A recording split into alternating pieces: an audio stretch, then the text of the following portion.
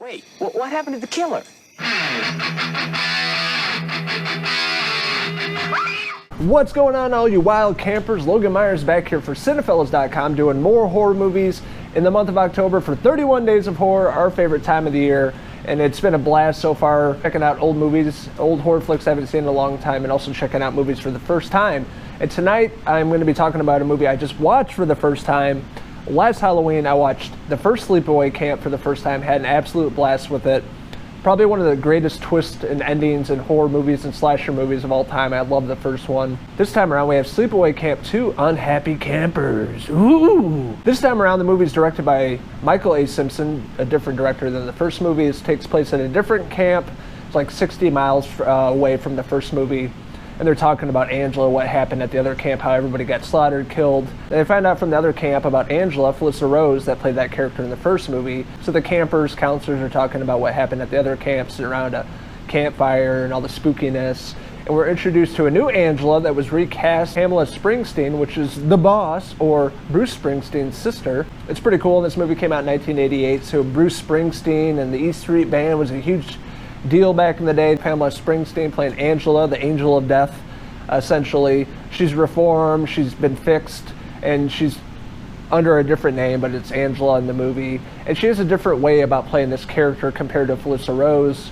Felissa Rose is obviously a lot younger. This is like an adult, older version of Angela, where she's at in life. And basically, like most slasher movies that take place at camp, it sets up a lot of really great kill scenes. Obviously, the kids at the camp aren't behaving. They're a bunch of misfits, you know, drinking, having sex, doing drugs, smoking weed. You know, it's not going to end well for them. One by one, Angela starts killing off all these kids. And she's telling the head of the camp that, you know, she had to send these kids home because they're misbehaving, they were being bad.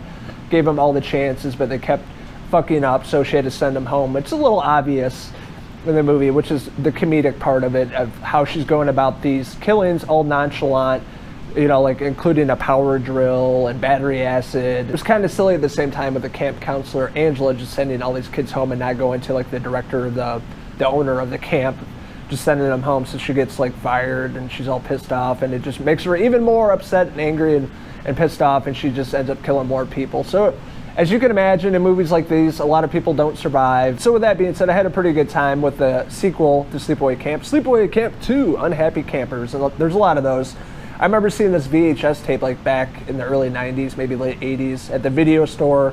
Obviously the iconic cover of A Beautiful Woman has, you know, the Jason mask, the Freddy glove, and I thought she was going to be in it, but it's just a model for the cover. It's definitely a famous 80s slasher cover, and it's been seen by many people over the years. I'm glad I finally got around to this, and they definitely pay homage or little nods to Freddy and Jason in this movie. A little bit of Leatherface as well, with a particular scene with Pamela grabbing a chainsaw and going after one of the kids.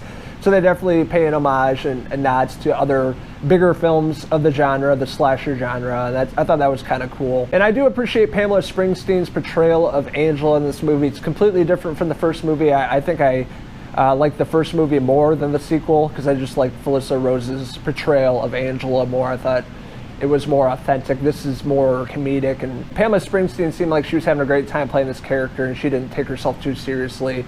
Threw in a lot of comedic jokes and is always happy and smiling, and which makes her character very unsettling at the same time, because you don't know what to expect with her. If she's being sincere or she really wants to kill you.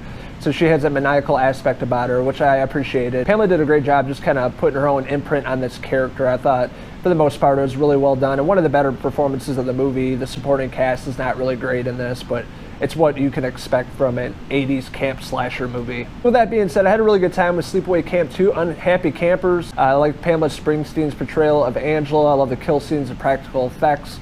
Some of the music's pretty good. I thought the director did a pretty good job with this film as well, taking a sequel and having fun with it, and the overall product was pretty satisfying and a good time. So if you guys have not seen the sequel or the first Sleepaway Camp, I highly recommend it. The first one is my favorite, but the second one is definitely worth a watch at least once. So I'm going to give Sleepaway Camp II, Unhappy Campers, a 3 out of 5 Angela hair pieces.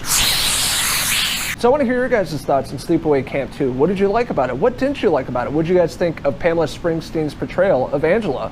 Let us know in the comments below, and don't forget to hit subscribe. This is Logan Myerz signing out with Pamela Springsteen up here. Woo! Until the next horror movie review for 31 Days of Horror. Cheese!